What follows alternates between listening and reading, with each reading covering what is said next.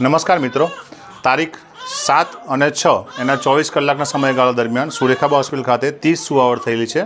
30 સુવાવડના બાળક, માતા બધા સ્વસ્થ છે. તો આખી એક રેલગાડી બનાવી છે અહીંયા આગળ, જે રીતે આપ જોઈ શકો છો અને વિડીયોમાં પણ જુઓ છો. અને બધા રાજી હોય. જ્યારે નોર્મલ સુવાવડનો અભિગમ આપણે લઈને ચાલતા હોય તો પંથકમાં અલગ અલગ જગ્યાએ વાત પ્રસરતી હોય. તો કોઈને ક્યાંક તકલીફ હોય, કોઈને બીપીની તકલીફ હોય, કોઈને અન્ય કોઈ તકલીફ હોય, તેમ છતાં નોર્મલ સુવાવડ કરાવીએ. ઘણી જ બધી માતાઓ છે જેમને ઘણી જ તકલીફ હતી, ઘણી જ બધી વાત હતી, તેમ છતાં નોર્મલ સુવાવડ કહેવાનો તાત્પર્ય શું હોય વાત કરવાનો?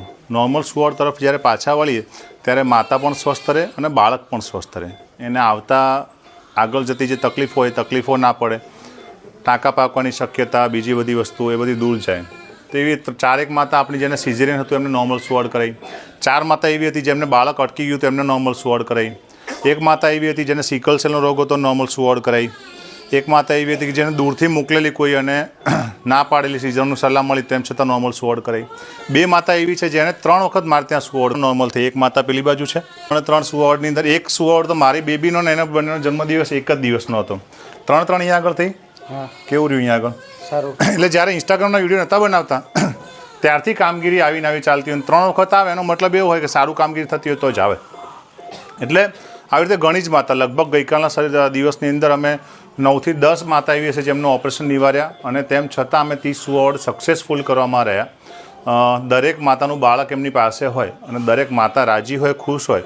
કોઈને ક્યાંય રેફર ના કરવું પડ્યું, કોઈને ખૂન ના આવ્યું હોય, કોઈને પીપીએચ ના થયું, જેને કહેવાય કે સુવાવડ પછી જે રક્તસ્રાવ ચાલતું હતું એવું કશું જ ના થયું. બધા રાજી હોય. ઘણી જ તકલીફો હોય, બેભાન કરીને સુવાવડ કરાવી હોય, ના માનતી હોય બેન.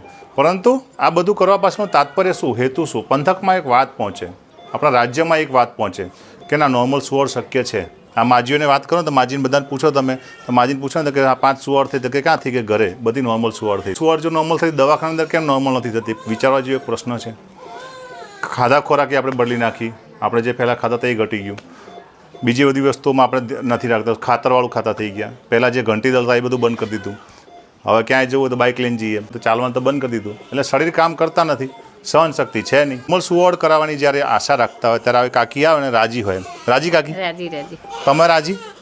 તમો રાજી? બેબલો આવ્યો છે. આ બેબલી છે, બેબલો છે, બેબલો છે, બેબલો છે. કાકી રાજી? તમારું શું થાય? હા, છોડીને છે. આ બધાને સારું નોર્મલ સુવાવડ થઈ ગઈ, બધા રાજી, બધા ખુશ. એ ખુશીમાં આપણી ખુશી રહ્યો. અહીંયાનો અનુભવ સારો રહ્યો. કમ્પ્લીટ છે. બાબો છે ને આપણે તો